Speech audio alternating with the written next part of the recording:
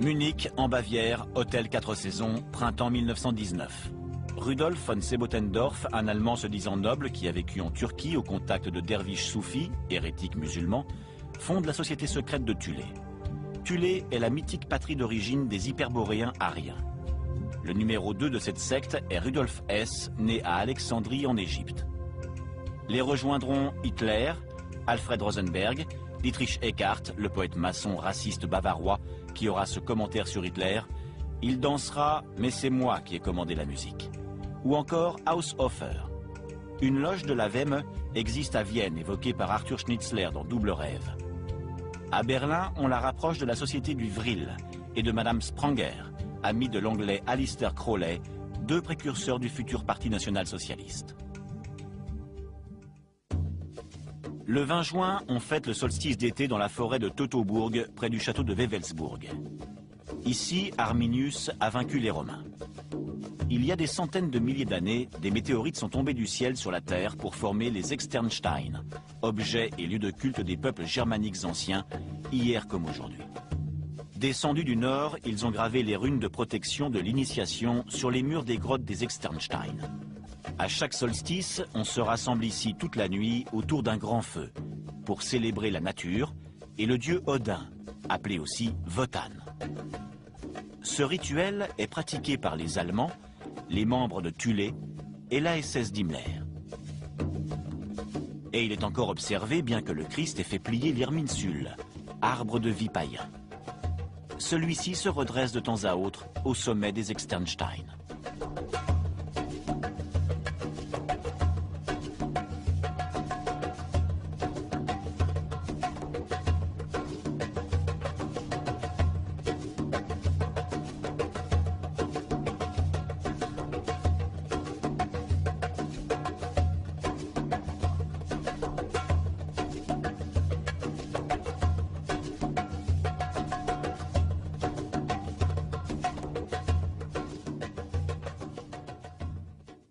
On retrouve ce même Irminsul sous la forme d'une reproduction en bois chez le professeur Hans-Georg Havenbeck, près de Düsseldorf.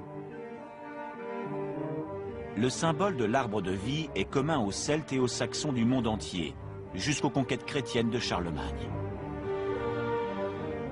Depuis lors, ce symbole, comme c'est souvent le cas quand une nouvelle religion s'impose, n'a pas été oublié, mais assimilé par le culte catholique chrétien des régions les plus anciennes, où rites et symboles survivent, malgré tout, à travers les âges. Le professeur Havenbeck a été l'assistant universitaire en archéologie et philologie de Hermann Wirth, chef de l'ASS Ahnenerbe, groupe d'intellectuels qui a pour mission de retrouver l'hérédité ancestrale de la lignée germanique.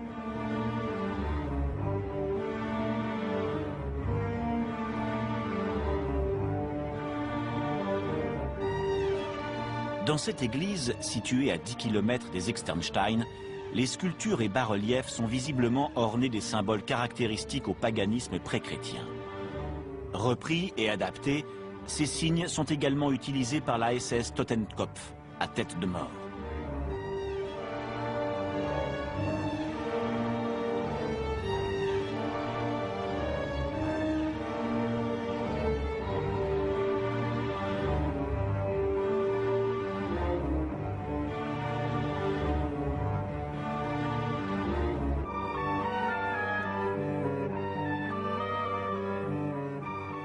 Professeur, pourquoi Wirth et vous êtes-vous intéressés aux Externsteine? L'intérêt di Wirth et il mio si Wirth et moi-même avons commencé notre étude à un moment où il y avait un fort besoin de réponses.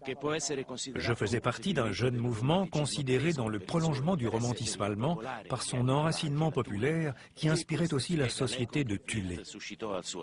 Nous avons donc travaillé sur les Externsteine et avons même publié un ouvrage.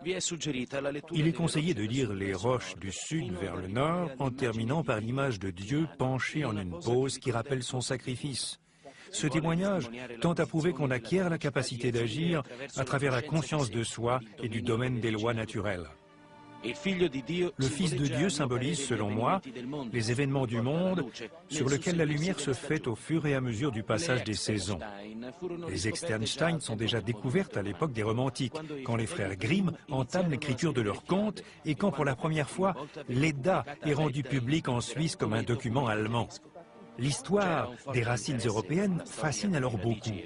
Le premier à écrire extensivement sur les Externstein est Goethe. La rune du dieu crucifié a été découverte par Wirth. On peut penser qu'elle est l'image du solstice d'hiver, à travers lequel s'écoule le cours de la vie jusqu'à la résurrection. Elle est parfois appelée la rune de la résurrection, la vie qui renaît par cycle. Des recherches récentes de l'université de Heidelberg sur des échantillons de pierre ont révélé des traces de feu et les ont datées de l'ère pré-chrétienne. L'une des traditions germaniques les plus singulières est celle que l'on retrouve dans la légende ancienne des héros endormis, des dirigeants de toutes époques, des héros des Nibelungen à Charles V, Théodore le Grand, Charlemagne, Widukind, Frédéric Barberousse. Ils ne sont pas complètement séparés des vivants, ils dorment.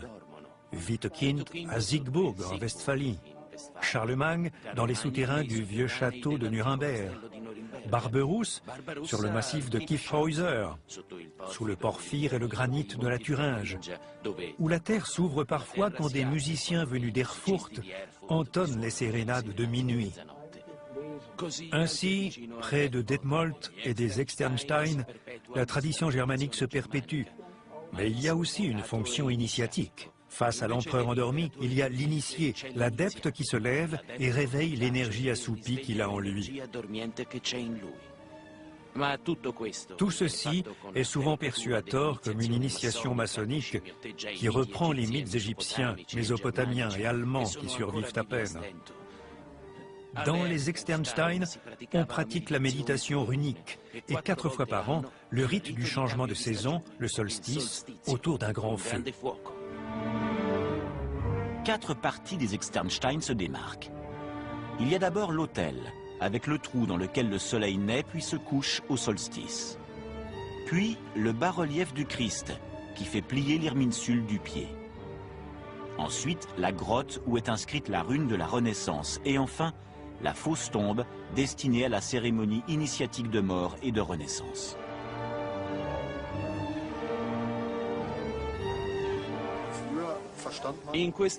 Ce sarcophage, qui n'est qu'un simulacre, ne servait pas à l'enterrement des morts, mais à la mort rituelle, initiatique de l'adepte. Sans trop entrer dans les détails, le but est de prendre conscience de l'importance de la respiration et du rôle de l'air dans les différentes techniques de méditation. La personne se couchait et on la recouvrait d'un tissu, de branches ou de pierre. La rune des Externstein est Elatz. Elle symbolise la demande de protection. C'est la rune de convocation des forces protectrices dans les mythes nordiques, la rune des Valkyries. Ce sont les racines d'un arbre et les bras d'un élan de recherche affective ou de protection. C'est la rune du cygne qui représente les entités, les anges du christianisme qui volent et n'entrent jamais en contact avec les éléments, l'eau et l'air. Ils communiquent directement avec Odin. Ils servent d'intermédiaire, le pont de lumière qui lie l'homme à Dieu. C'est pour cette raison que les Externstein sont considérés comme un lieu sacré. C'est le point idéal de connexion entre la terre, les arbres de la forêt sacrée, symbolisés par l'Irminsul, l'arbre de vie, et le ciel, d'où ces pierres de météorites sont descendues jusqu'ici il y a longtemps. Ces signes sont ce qu'on appelle des runes.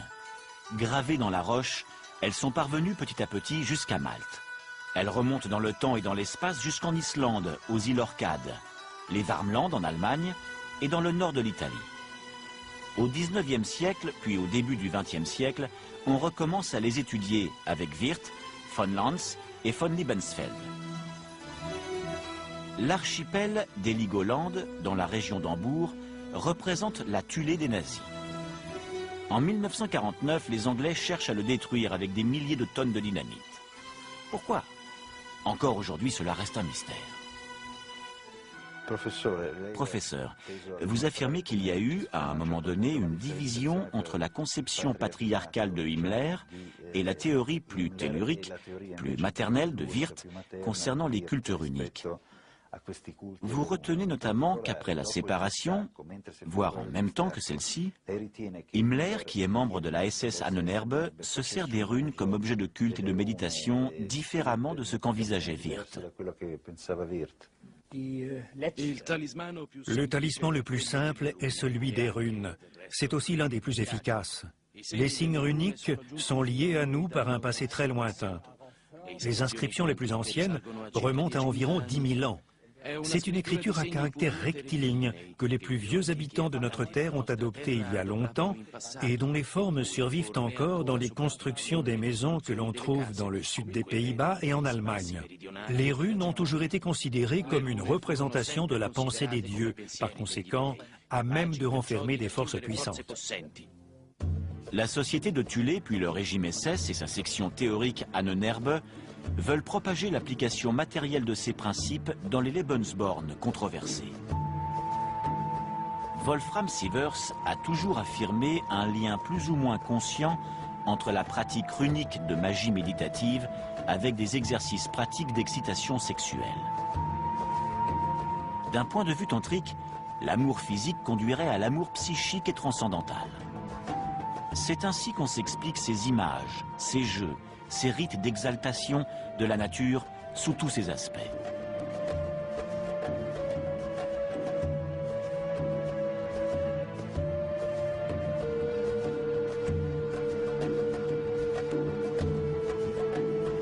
Les SS ont plusieurs centres de formation, comme en Allemagne, les Ordensbürger, entre 1935 et 1945.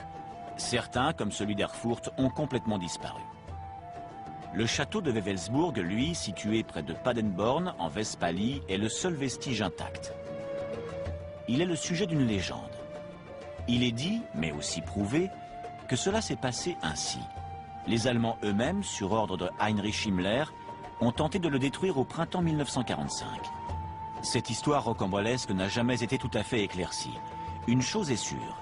Les SS ont mis le feu à une grande quantité de documents et à une partie de la tour nord de ce château original en forme de flèche. Himmler l'a acquis pour une poignée de marks dans les années 20, avec pour objectif de le transformer en sanctuaire de son idéologie. Nous sommes aux abords de Wewelsburg, dans le cimetière militaire allemand non loin du château. La majeure partie des hommes enterrés ici sont des SS tués à la fin de la guerre. Le château de Wewelsburg se trouve au cœur de la forêt de Teutoburg, dans le centre de l'Allemagne, où Arminius, chef de guerre local, a vaincu les légions romaines. Ce château a été acheté par Himmler en personne au début du XXe siècle, pour créer l'école d'initiation et de formation de CSS, et surtout la SS Ahnenerbe. Wewelsburg est sous le contrôle direct d'Himmler jusqu'en 1945. Il a été restauré pour en faire une école pour leaders militaires et politiques de la SS. Le but de cette entreprise est l'expansion continue jusqu'à ce que tous les paysans vivant à proximité de la forteresse soient contraints d'aller s'installer ailleurs. À la fin de la guerre, Himmler lui-même cherche à détruire le château sans y parvenir. 90% des murs sont encore debout. Il ne manque que des documents et des bibelots.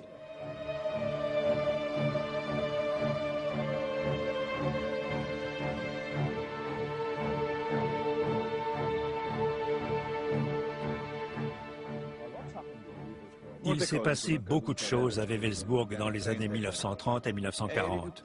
On ne peut évidemment pas montrer grand-chose devant les caméras, mais en substance, c'est à Wewelsburg qu'Himmler ambitionne de sélectionner la future élite de ses fidèles SS. Il ne s'agit plus seulement de conserver cette organisation telle qu'elle a été conçue, une simple police, mais d'en faire quelque chose de plus, de différent. Wewelsburg doit devenir le centre idéologique, avoir un pouvoir sur le Nouveau Monde si, une fois la guerre terminée, les vainqueurs sont allemands.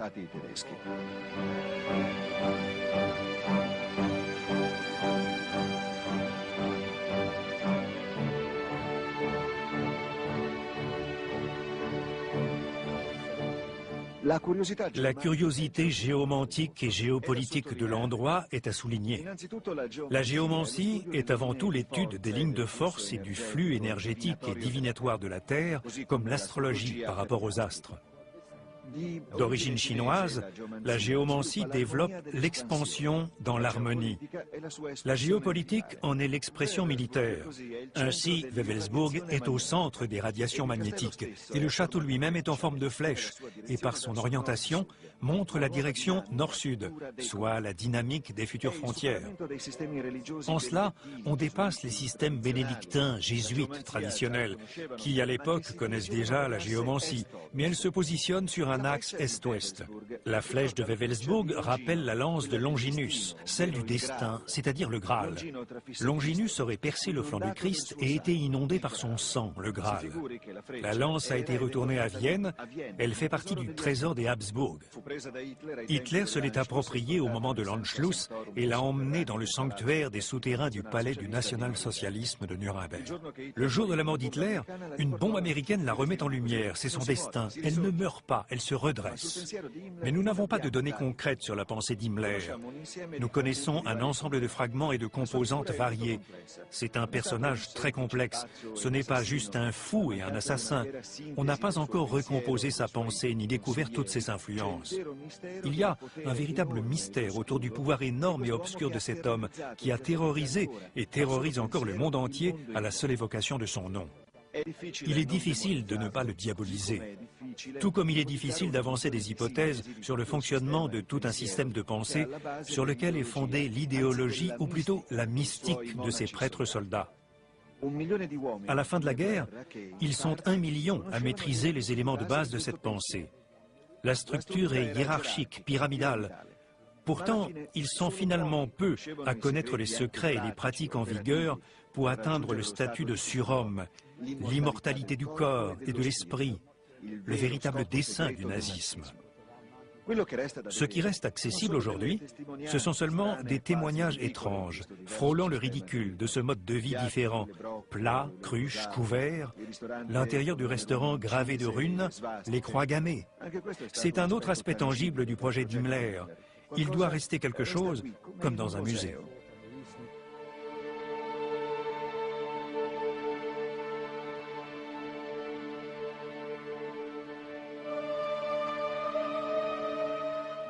Vestige encore plus inquiétant et plus significatif du château de Wewelsburg, le Valhalla, le souterrain voulu par Himmler.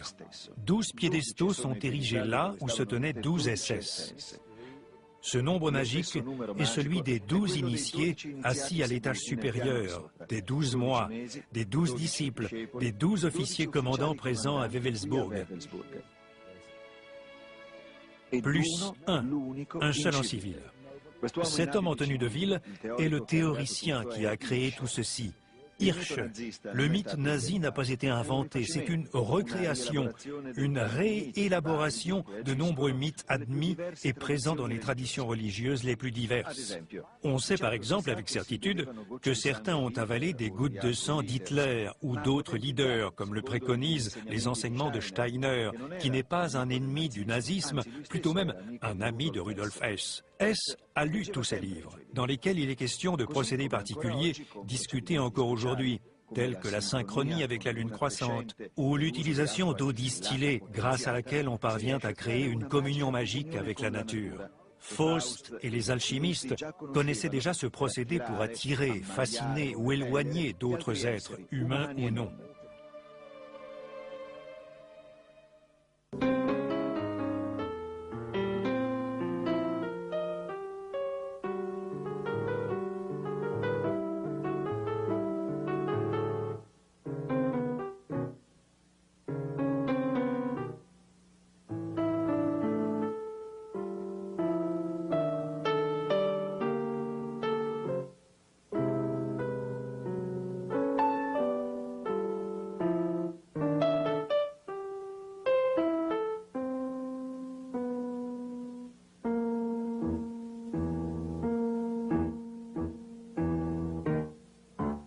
Comme vous le savez, Himmler lui-même a été élevé dans une famille qui avait des principes religieux solides. Les jésuites étaient nombreux dans sa famille. Il a dû être influencé par cette atmosphère. Il était catholique.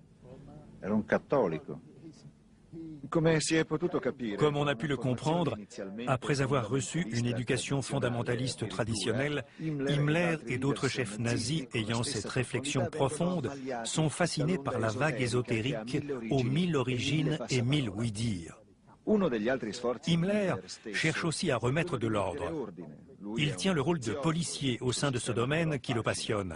À Wewelsburg, il décide de donner vie à une section très spéciale de la SS, l'Ahnenerbe, qui porte sur l'hérédité des ancêtres. C'est en quelque sorte une université occulte pour la recherche et la consolidation d'un système de pensée cohérent et efficace. Dans l'étrange château de Wewelsburg, deux esprits de la SS Ahnenerbe sont associés. Hermann Wirth, l'historien des runes, représente l'anthropologie culturelle, tandis qu'un personnage inquiétant et inabordable au plus grand nombre, l'astrologue personnel d'Himmler, l'Autrichien Karl Maria Willigut, alias Weistor, représente la véritable magie noire. Alors que le groupe de Wirth se consacre à l'étude des runes et des signes primordiaux de la race ario-germanique, que l'on voit aussi gravés sur les bancs du restaurant de l'hôtel, Weistor approche la loge berlinoise du Vril, qui par l'intermédiaire d'une certaine Madame Spranger, peut-être sans le savoir, entre en contact avec le magicien noir de Londres, l'agent anglais Alistair Crowley, qui a été arrêté en Sicile pour magie noire, usage de drogue et espionnage.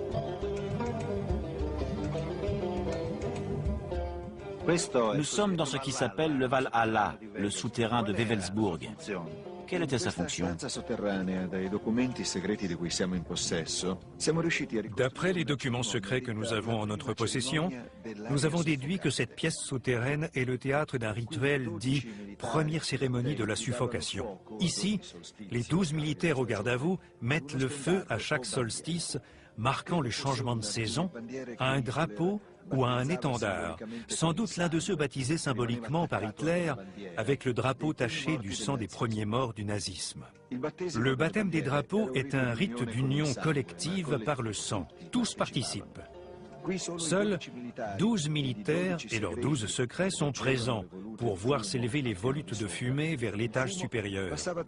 Elles passent à travers la grille de la svastika sur le plafond du souterrain. Ceux qui se trouvent à l'étage supérieur peuvent ainsi lire leur avenir, comme les Allemands se servaient des runes au temps de la préhistoire.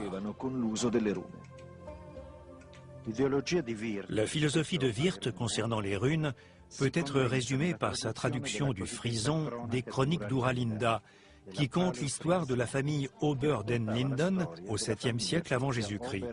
Elles ont auparavant été traduites par un Hollandais, mais le document se révèle être faux, puisqu'on y trouve des runes dérivant des majuscules de l'alphabet latin.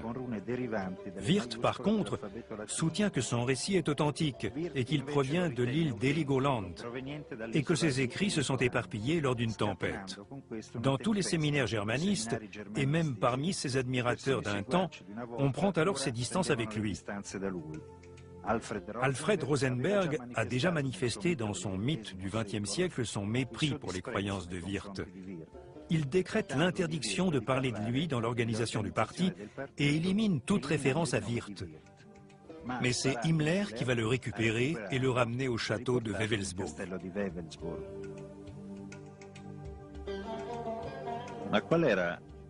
Quel usage faisaient les SS des runes dans cette pièce? Les runes sont là. Aujourd'hui encore, elles vivent. Et dans le national-socialisme, l'oracle de la rune est très suivi au sein de l'Ahnenerbe, surtout par Wirth et Havenbeck, qui se sont intéressés à la dimension nordique de l'occulte. Au contraire, Hirsche est un grand connaisseur de l'Orient. Conformément aux principes taoïstes, il conçoit les volutes de fumée comme un système de prédiction. Les 12 initiés s'assoient ici. Himmler, Hirsche, Tauber, Weistor, Wirth et bien d'autres encore.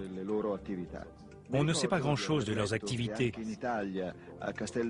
Je me souviens avoir lu que même en Italie, à Castel del Monte, dans les Pouilles, il y a un château similaire à celui de Frédéric Barberousse, où chaque pièce contient 12 sièges. Ce château revêt le même genre de mystère. Je crois que cette pièce est destinée à la prière et à la méditation.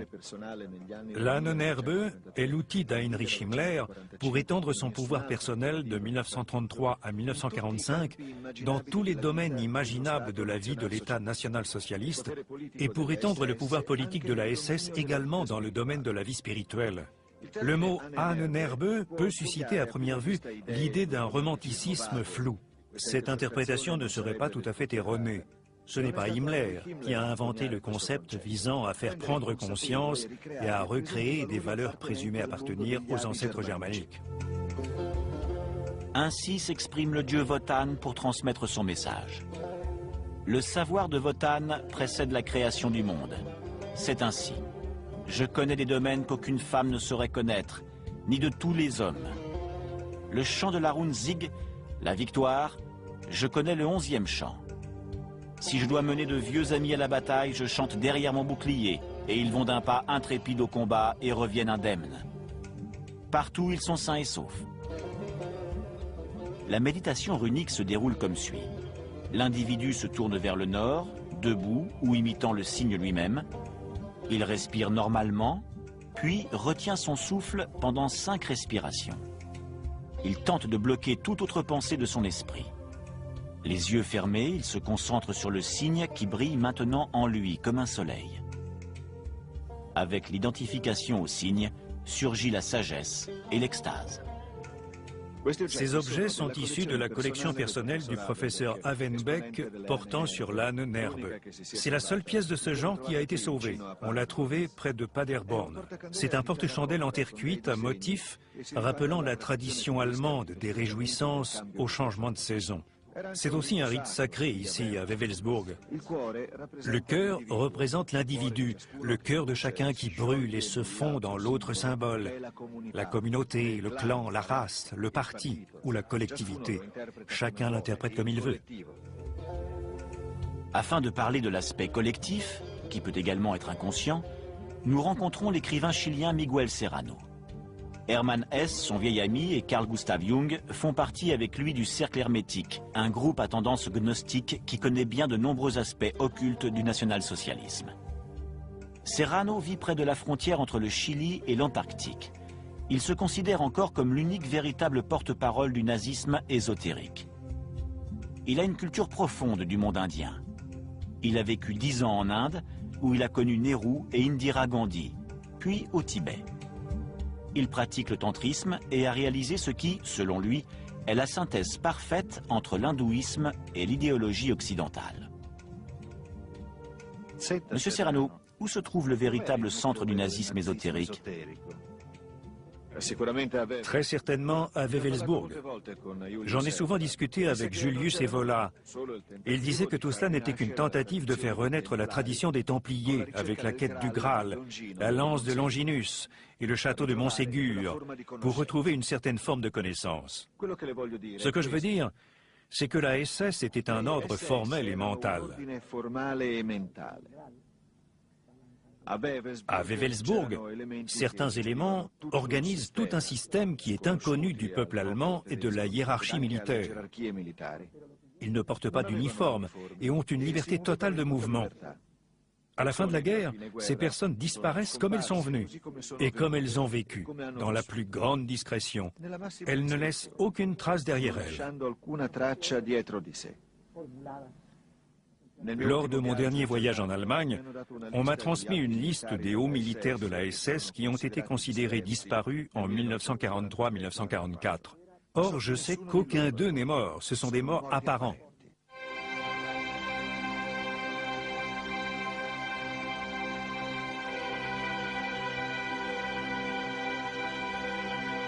René Nelly, un Français de la SS Charlemagne, qui a vécu à Buenos Aires, me jure avoir vu plusieurs fois Otto Rahn, l'homme qui a retrouvé le trésor des Templiers à Montségur.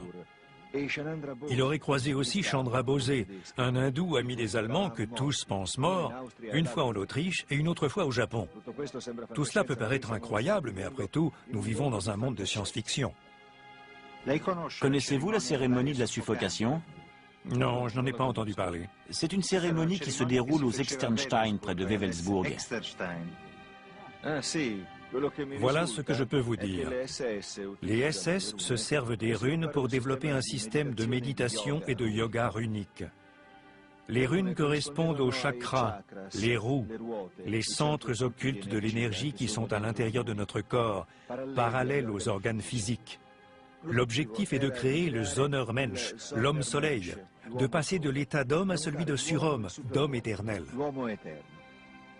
Ils y parviennent, et de quelle façon? C'est un genre immortel, au sens littéral du mot. Ce sont des morts vivants. Ils ont franchi le seuil de la mort mystique. Dans les Externstein, il y a une tombe creusée dans la roche. C'est en fait une fausse tombe.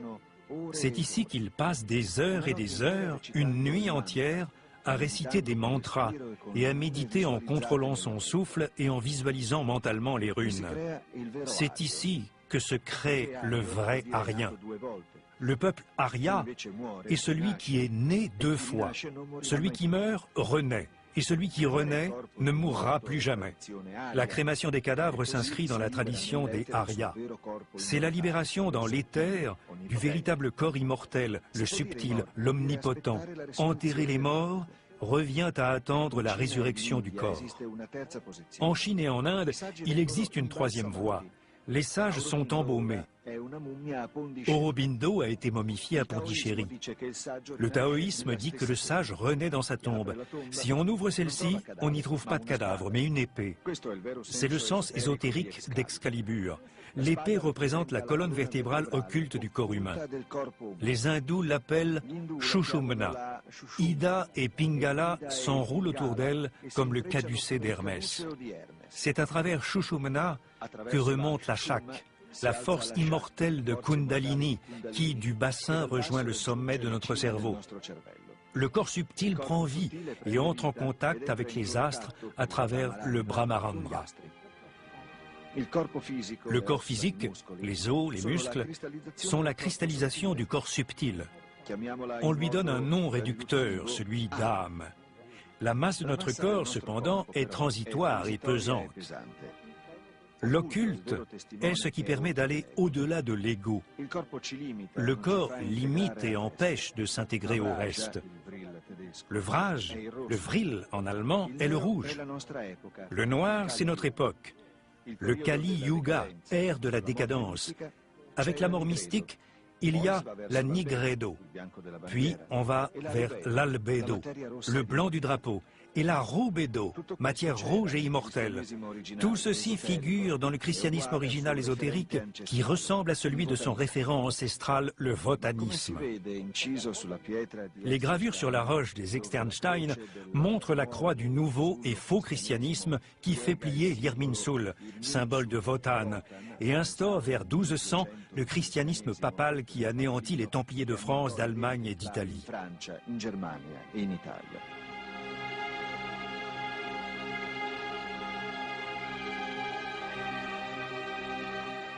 Le Christ, le vrai, revient le troisième jour. La tombe est vide. Quand il marche vers Emmaüs, personne ne le reconnaît parce que son corps est ressuscité, mais transformé. Il n'est plus le même. Il parle à sa manière tout en disant « Ne me touche pas, no limitangere ». L'initiation symbolise l'entrée d'un adepte novice dans une association, en général une société secrète. Il sort ainsi de la vie quotidienne et, après une mort rituelle, renaît à une nouvelle vie. Tribus, sectes, religions, ordres de chevaliers, depuis l'aube de l'humanité, on utilise ce mode d'initiation pour rejoindre un but ultime, la transformation et la transmutation de l'être humain. Un soir de 1933, Hitler est en compagnie de Goebbels, Streicher, Rudolf Hess. Hess veut montrer aux autres les effets stupéfiants des herbes tibétaines que lui a rapporté l'explorateur Sven Hedin. Ils abordent le thème de la religion. Hitler déclare que pour lui, toutes les religions se ressemblent et n'ont pas d'avenir, même s'il a passé des pactes avec l'Église, comme l'a fait Mussolini en Italie. Cependant, Hitler affirme que ceci ne l'empêche pas, à long terme, de rompre définitivement avec les racines et les branches du christianisme. Hitler poursuit en disant que la vraie raison pour laquelle il a agi ainsi est qu'il ne pouvait pas faire de compromis. Les Allemands, à la différence des Italiens et des Français, ne peuvent être en même temps chrétiens et païens. Les Allemands doivent donc rejeter le christianisme, c'est-à-dire la religion des sorciers du ciel, pour adopter un dogme puissant et héroïque envers les dieux de la nature et de notre propre peuple, de notre destin et de notre sang.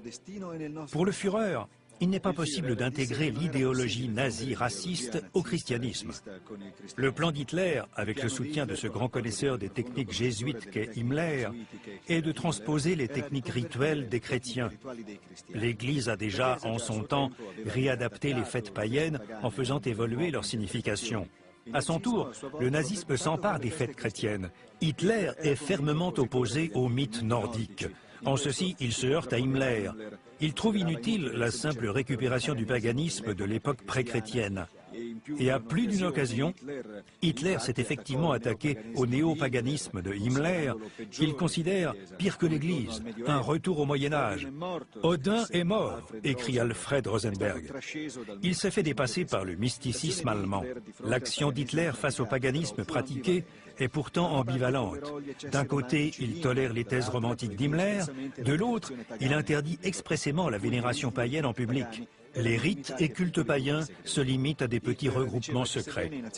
Hitler dit que bien que les national-socialistes doivent s'abstenir de tout intellectualisme, ce reniement ne doit pas prendre la forme d'une réhabilitation officielle, d'un retour au culte d'Odin. Ceci explique les persécutions officielles, mais non officieuses, menées contre les odinistes de métier comme von Sebottendorf, von Liebenfels, Hébertin et d'autres. Hitler affirme que ceux-ci doivent à l'avenir se convertir à une nouvelle religion qui prend ses racines dans la nature et dans le sang. Le nouveau Dieu incarné serait Hitler en personne, et ces moines guerriers seraient les SS d'Himmler, qui adhèrent comme toujours avec enthousiasme au nouveau projet. Pendant toute cette période, on peut voir entre les leaders nazis une tentative de synthèse entre magie et religion. Hitler se substitue aux dieux chrétiens et à Odin. Le principal architecte théorique du plan destiné à miner le christianisme se nomme Alfred Rosenberg. Dans son ouvrage « Le mythe du XXe siècle », il expose l'histoire occulte de l'humanité et les racines de l'idéologie raciste national-socialiste. À travers lui, le passé occulte de l'origine aryenne se change en justification des théories nazies sur le soi-disant Herrenvolk, la race maîtresse, et reprend dans sa totalité le concept hindou du Varna, la séparation en castes privilégiant la race blanche aryenne. Rosenberg attend le jour où l'Église nationale du Reich s'établira sur les cendres du christianisme. Sur les autels, on remplacera la Bible par Mein Kampf. À la gauche de l'autel, on placera une épée symbolique et la croix sera transformée en svastika. Les leaders nazis sont en grande partie convaincus par tout ceci. Hess, Streicher et Rosenberg restent fidèles à leur religion, même après les procès de Nuremberg. Il est intéressant de voir comment Rosenberg s'est largement inspiré du masdéisme et de l'hérésie manichéiste très présent derrière l'occultisme européen. Les manichéistes prétendent que Dieu a autant de pouvoir que le diable et que la lutte entre les deux est éternelle. Selon eux, le vrai créateur du monde matériel est en fait le diable qui est roi du monde, alors que Dieu est trop spirituel pour s'occuper de choses plus matérielles. Malgré cela, le nazisme affirme transcender le bien et le mal. Les anges sont attirés par les symboles du pouvoir absolu, le Graal, d'où les nombreuses missions effectuées par la SS dans le monde entier qui ont pu paraître absurdes ou étranges. Tout ceci trouve un écho tardif en avril 1945, quand le pape Pie XII définit ouvertement le national-socialisme comme l'arrogante apostasie de Jésus-Christ, la négation de ses doctrines et de sa rédemption. Le pape déclare également que si Hitler avait gagné la guerre, il aurait orchestré lui-même l'exécution du pape sur la place publique. Ceci est dit par le pape qui, seulement quelques années plus tôt, a qualifié le nazisme de moindre mal face au communisme. Les nazis au gouvernement mènent en réalité une campagne offensive aux frontières de la religion catholique avec un rituel public de l'Allemagne nationale-socialiste à consonance clairement religieuse, la litanie du travail. Nous revoyons celle du 8 septembre 1937. Hitler, devant des milliers d'Allemands parfaitement encadrés, accomplit un véritable rituel d'église. Le service débute par un grand défilé. Les jeunes recrues du service du travail marchent et chantent, font le salut au drapeau, le salut aux emblèmes, le salut au Führer, son créateur, le salut à tous ceux qui sont morts pour lui. Ensuite, tous lèvent leurs étendards et leurs drapeaux et une voix s'écrie « Ici, à l'occasion de cette grande célébration, nous nous engageons sur une nouvelle voie. Nous nous tenons devant notre peuple et notre guide au sacre unique sous nos drapeaux ondoyants, le cœur ouvert et prêts à obéir. » Ce à quoi tous les participants répondent « Nous sommes prêts !» Et après avoir crié à l'unisson « Germania !», ils écoutent un ensemble de corps jouer. Et l'une après l'autre, 4 voix représentant les 4 castes hindous, ainsi que le nord, le sud, l'est et l'ouest, entonnent des hymnes à l'Allemagne, à la nation, à la maternité, au travail, à la nourriture, au combustible. Puis, les soldats armés d'épées marchent au pas solennel en hommage aux morts. Pour conclure la cérémonie, un chœur masculin célèbre la transformation et la renaissance. Grâce aux témoignages recueillis auprès de survivants désormais âgés et aux quelques écrits rassemblés, on a pu faire une première reconstitution de ces initiations publiques et privées. Il y a ainsi la cérémonie publique du baptême des drapeaux. Hitler touche drapeaux et étendards avec la toile tachée de sang lors des affrontements de Munich en 1923. Nous avons vu, ou au moins nous avons essayé de montrer le plus simplement et le plus efficacement possible, malgré la rareté des données et des images, comment se déroulaient certains rites initiatiques à l'intérieur du noyau le plus occulte du national-socialisme.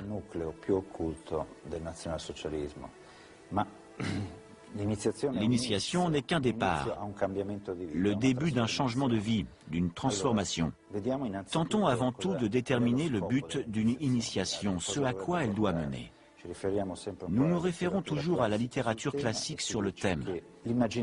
Selon celle-ci, l'imagination, l'usage de la méditation, des rites, des images symboliques, des esprits intermédiaires, desquels dérive souvent la complexité de l'ésotérisme et son caractère cryptique, pour qui n'est pas familier du style, des codes et de ce langage particulier, conduisent à la transmutation.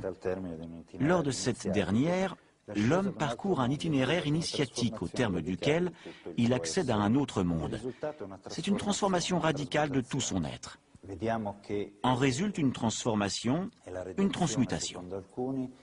Nous voyons que c'est la rédemption pour certains, et pour d'autres, c'est la création d'une énergie différente, le vraj, comme l'appellent les hindous, le vril en théosophie. Notre objectif est maintenant de comprendre à quel résultat cette initiation au national-socialisme est censée mener. Quel genre d'utopie cela suppose? Et si elle s'est réalisée, où et comment cela s'est passé? C'est un point névralgique, un point essentiel, puisqu'il explique les visées fondamentales d'un système. Et par-dessus tout, permet de voir de l'intérieur même les modalités de rite et d'initiation. Parce que si elles sont concentrées d'une certaine façon, certaines énergies mènent à certaines fins, surtout si elles sont chargées d'images et d'éléments doctrinaux d'un certain type plutôt qu'un autre.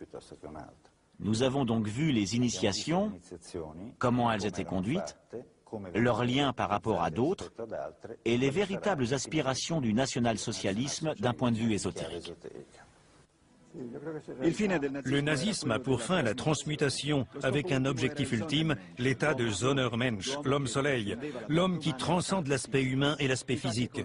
En fait, l'arrivée d'Hitler au pouvoir en Allemagne produit soudain comme un déclic, un élément unique qui signale le passage d'une dimension historique à une autre. Je pense que les SS pratiquent eux aussi une forme de tantra. Le parcours d'initiation pour atteindre la transformation en un homme nouveau peut rappeler une tradition tradition indienne telle qu'elle a été reprise par les membres de la SS Ahnenerbe, celle du philosophe indien Tilak. Tilak est au départ membre du parti du Congrès indien, tout comme Gandhi. Mais il prend ses distances, étant lui-même beaucoup plus traditionnaliste. Dans son essai « L'origine polaire de la tradition védique », il avance que toute la tradition hindoue est issue d'une civilisation du pôle Nord. Selon son interprétation, les Védas, les conquérants de l'Inde, sont les anciens hyperboréens. De nombreux fonds de recherche de la SS Ahnenerbe font référence à ce peuple. Le rituel des tantras se réfère à la tradition hindouiste de l'éveil des chakras, dont une partie syncrétique peut aussi s'expliquer par l'étude des runes. La transmutation chez les SS se réalise à travers le yoga runique. Les runes sont comme des chakras et à travers la méditation, on réveille le kundalini que l'on fait remonter le long de la colonne vertébrale jusqu'au chakra supérieur, le Sahasrara. L'objectif est de créer le Sonnermensch, l'homme soleil, l'être éclairé. C'est le but que souhaitent atteindre les national-socialistes, et ils ont réussi, puisque nombre d'entre eux sont devenus immortels. C'est la tentative de transmutation de l'homme en surhomme. Et je suis convaincu qu'il existe des immortels dans ce monde. Ils sont immatériels partout, même ici, maintenant. C'est le véritable sens physique de la parole. Ce n'est pas facile à expliquer, on pourrait croire à de la science-fiction, mais tant de choses semblent sorties de la science-fiction. Cependant, c'est important. On parle de la mort mystique en particulier. Dans les Externstein, il y a une tombe qui n'est pas destinée aux morts, mais aux vivants, pour renaître. Les Aryens sont ceux qui sont nés deux fois. Ils naissent deux fois. C'est très intéressant parce que la crémation du corps des morts est dans la tradition arya. L'Indo-Aryen veut s'en aller et rester en contact avec son esprit, son âme, l'immatérialité de l'éther. La sépulture, au contraire, est une tradition des peuples non-aryens qui attendent la résurrection du corps. En Inde, la crémation est courante. Par exemple, Aurobindo à Pondichéry a été momifié. Le taoïsme, lui, enseigne une chose curieuse. Il prétend qu'à sa mort, le sage, le magicien, ressuscite dans sa propre tombe. Si on trouve une tombe, on n'y voit pas de cadavre, mais une épée. L'épée est aussi le symbole de la colonne vertébrale physique. Un nouveau cycle annuel complet est instauré. Seulement adopté par la SS, il est ensuite suivi par les Allemands et le monde entier. Ainsi, le premier jour de l'année est le 30 janvier, jour de l'accession au pouvoir d'Hitler. En mars, on a le jour de la commémoration des héros. Le 20 avril, c'est l'anniversaire d'Hitler. Le 1er mai reste la fête du travail. Vient ensuite le solstice d'été qui est célébré par l'embrasement des swastikas et de roues solaires. La fête la plus solennelle a lieu le 9 novembre, en l'honneur des combattants du putsch de 1923 à Munich. À Munich, dans le silence le plus total, devant des centaines de milliers de spectateurs, Hitler baptise avec le drapeau taché du sang des premières victimes ceux venus de toute l'Allemagne. La dernière fête du calendrier national-socialiste est Yule, qui remplace le Noël chrétien, qui avait déjà pris la place du solstice d'hiver. On revient alors à l'ancienne cérémonie des Lumières de Yule. En décembre 1936, Himmler envoie un message à tous les chefs de la SS leur ordonnant de célébrer cette fête. Il leur dit que la lumière mourante de l'année écoulée sera récupérée par les flammes de la nouvelle année. Il symbolise ainsi la continuité de la vie allemande. Himmler organise ses SS selon l'ordre jésuite plutôt que sur le modèle militaire de type antique. J'aimerais aussi rappeler qu'Himmler est issu d'une famille profondément catholique. Son père est précepteur de la famille noble bavaroise de Wittelsbach. Il a l'honneur de prénommer son propre fils Heinrich comme le jeune fils de Wittelsbach. Mais revenons aux jésuites. Le fondateur des jésuites, Ignace de Loyola, établit une structure de commandement et d'initiation qu'Himmler suit en détail. Il réussit à se procurer un document très particulier, étrange, intitulé Vera Acta Jesuitica. C'est un texte écrit au XVIIIe siècle par un jésuite repenti qui révèle de nombreux aspects méconnus par les jésuites qui ne font pas partie de la classe dirigeante. Les jésuites sont devenus l'aile religieuse de l'Empire espagnol, et Himmler considère ces SS de la même façon à l'intérieur du Reich.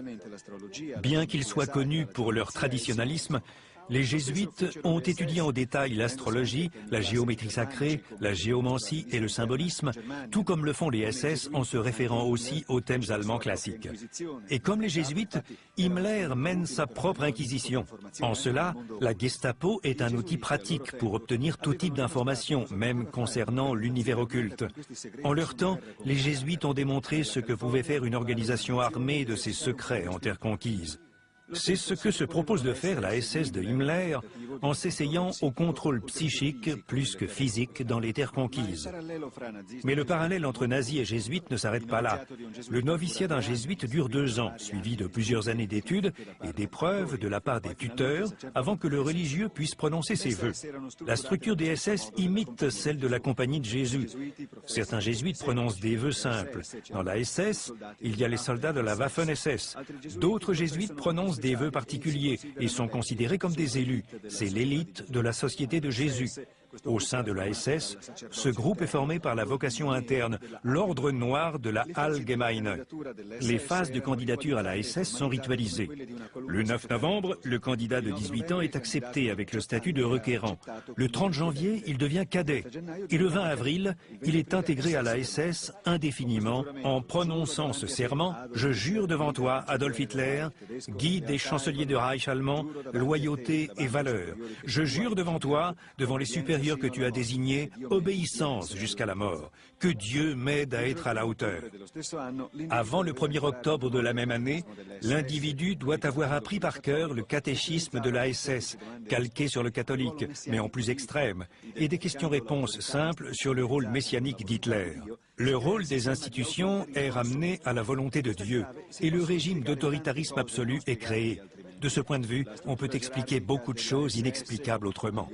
La structure hiérarchique de la SS, comme tous les ordres cultes religieux, est divisée en 3 niveaux d'initiation. Il y a les simples frères, les prêtres et les grands prêtres de l'ordre noir.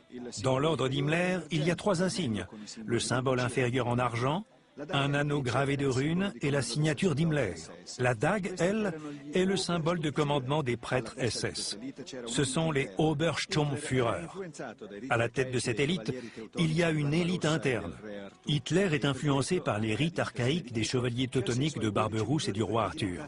Pour cette raison, et par mimétisme avec le Christ, il choisit ses 12 meilleurs éléments pour en faire ses premiers disciples. Au-delà de la maîtrise des arts martiaux, il possède les vertus chevaleresques de force, de valeur et de loyauté. La capacité de raisonner ne compte pas parmi les vertus chevaleresques. L'essentiel, c'est l'obéissance à l'autorité supérieure, au guide. Au Moyen-Âge, les chevaliers avaient pour mission de créer un ordre sur terre.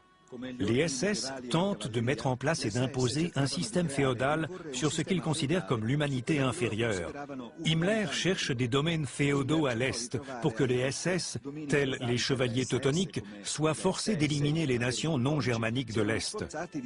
On peut voir une autre analogie entre l'ordre teutonique et les SS. La bureaucratie méticuleuse, recueillant toutes les données de chaque membre, les archives financières, légales et doctrinales. Les quartiers généraux du commandement des chevaliers teutoniques et ceux de la SS sont à la fois centres militaires et religieux. Castel del Monte en Italie et Wewelsburg sont des forteresses situées dans des lieux désignés par la géomancie comme les plus favorables. Tous les chevaliers sont mystiques et Himmler pratique les mêmes rites et aspirations que les ordres initiatiques de la tradition orientale et occidentale.